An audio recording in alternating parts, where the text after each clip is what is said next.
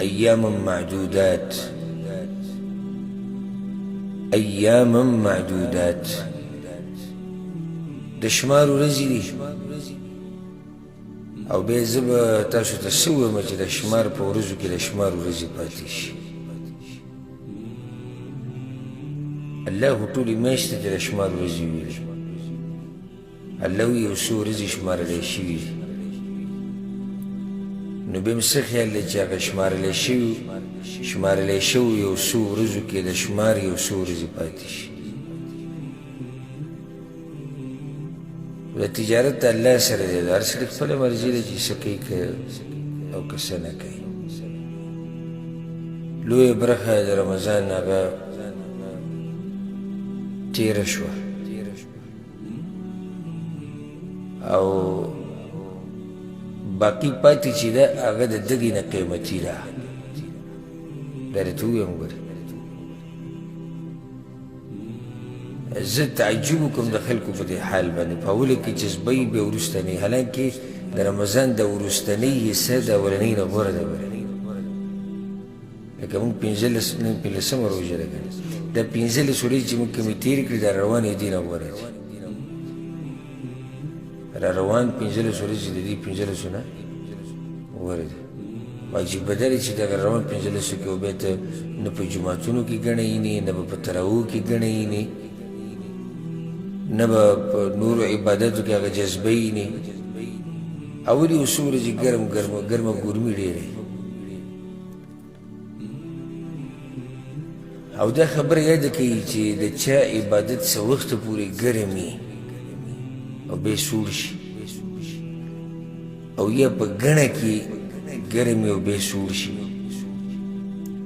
نو په دې کې م چلي دله پکار دی چې مراجعه وکړي د خپل ځان د دواړه مسلې دا د سوچ خبرې دي څه وخته پورې جذبه او بیا ختمېده داسې داسې نه دې کې څه چلي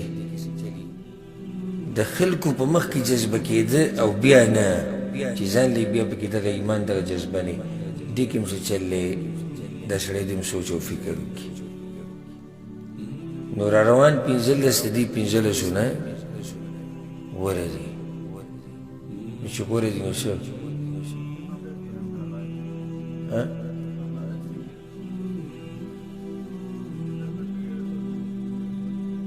چې را روان 15 غوره دي د دې 15 نه نو دې کې چې دې څومره محنت کړی د هغې نه زیات وپهې کېږي د هغې نه زیات دا وپهې کېږي چې د الله رضا درته حاصله شي او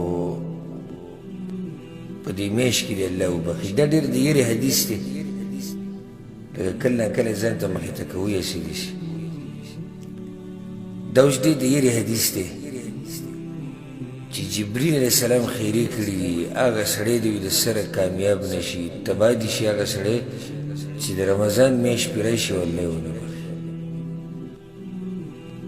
پیغمبر صلی الله علیه وسلم امین اوس تاسو د زړونو پورې خبره کې ده تاسو ته وړه خبره ښکاري صحیح ما ته خو دا ډېره د یېرې خبره ښکاري چې جبریل علیه السلام خیرې وکړي او پیغمبر پې امین ووایي نو دا خبره ډېره د سوچ خبره ده یو رمضان خو پرېږده زه تا نه ده تپوس کوم ستا په ژوند کې چې څومره رمضانونه تېر شوي تا په دې کې څه کردار ادا کړی الله یې وبخلی او که نه به یې وبخلی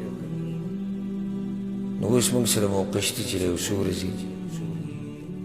ښه عبادت وکړو او دا درته ووایم دا درته ووایم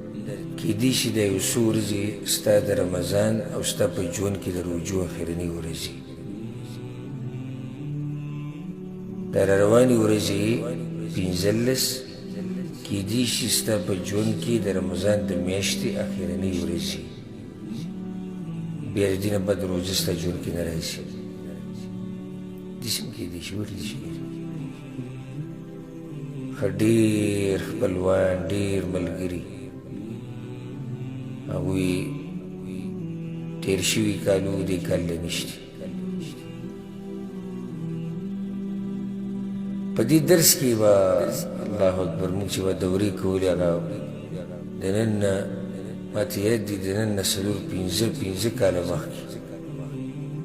ډېر قیمتي قیمتي مینه ناک ملګري موږ سره په دې دوره کې وو، په هغه تفسیر کې وو. نن هغه ټول خاورې لاندې پراته دي. یو اووه اته خو ما ترې درس ملګري معلوم دي، د درس نه ملګرو خبره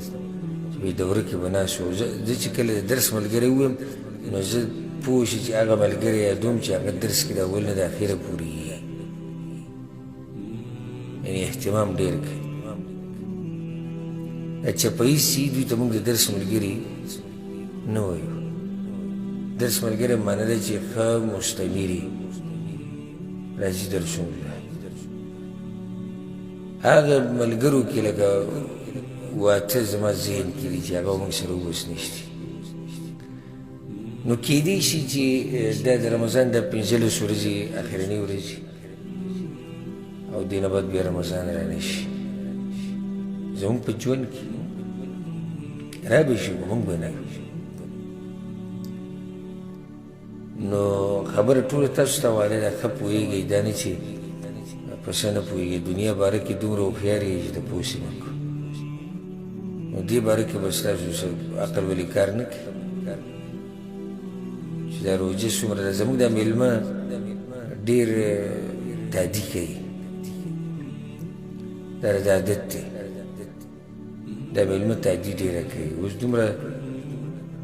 دې تادۍ ته وګورئ چې موږ لا پوه شوي نه وو 15 پکې تېرې شو. دا نورې 15 هم دقې شان تېرې شي. نو داسې نه چې دا 10 عفوا دا 13 ورځې او دا یو کم 13 ورځې په تا تېرې شي او تا پکې الله ونه بخښي. او یا رمضان نه مخکې چې څنګه یو مقې شان ګرځي، هېڅ نه دي په ایمان کې څه زیاتې راغلې ده او نه په علم کې و، نو بیا څه فایده دې وکړه. دا نصیحت دی ټولو ملګرو ته چې د دې وخت نه را روان وخت نه فایده واخلئ او داسې وګڼه چې دا را روان 15 روژې دا ستا د ژوند اخرنۍ روژې. داسې وګڼه. او داسې کیدای شي ډېر کم عقل سړی وي چې داسې نشي، چې دا وایي چې داسې نشي کیدای شي، کیدای شي که چا سره څه چیټي د الله نه راوړي څه پاڼه هم ته دې وښه چې نه دی به یو واته رمضانه نور هم تېروي په ژوند کې ودېښئ. نو کیدای شي د اخرنۍ شي. چې اخرنۍ شي کیدای شي نو په دې کې ښه محنت وکړه، ښه کوشش وکړه، الله پکې راضي کړه.